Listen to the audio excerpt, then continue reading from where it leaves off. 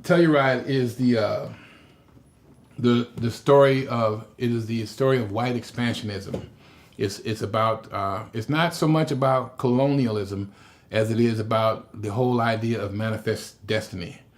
You know, basically, when white people came here, they had superior killing power, and so by virtue of that, they felt that they were the people, and everybody else was the animals, and it wasn't important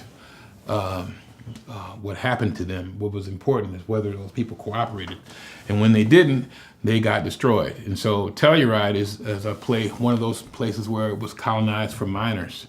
You know, people that wanted uranium and gold and all that kind of stuff. You know, they didn't actually know they were going for uranium. They found out they had uranium when people were dying after months of being there because the water was tainted with uranium. You know, they used to call it like a curse or something like that. It wasn't a curse though.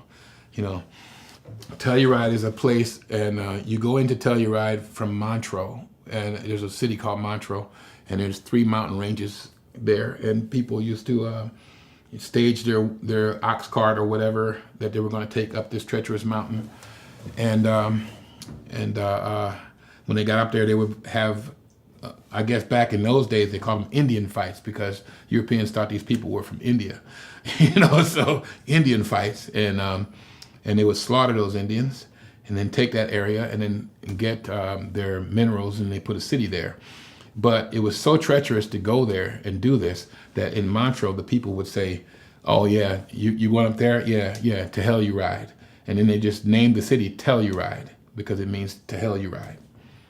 You know, so I thought that was inspirational. And so I wrote like a violin, like describing in an arpeggio, a mountain range, and then describing another mountain range, and then describing another mountain range. And then I had the descent from the violin into the ox cart, boom, boom, boom, boom, boom, and then the constant drive.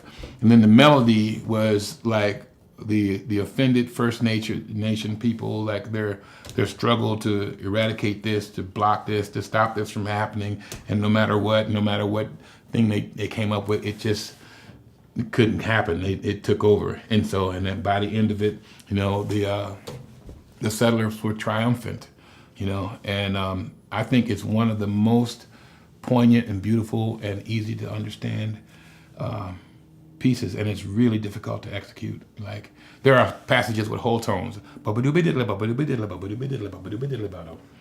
Everybody has trouble with that, except Gwen Hobeg. She just has, like, she has godlike focus.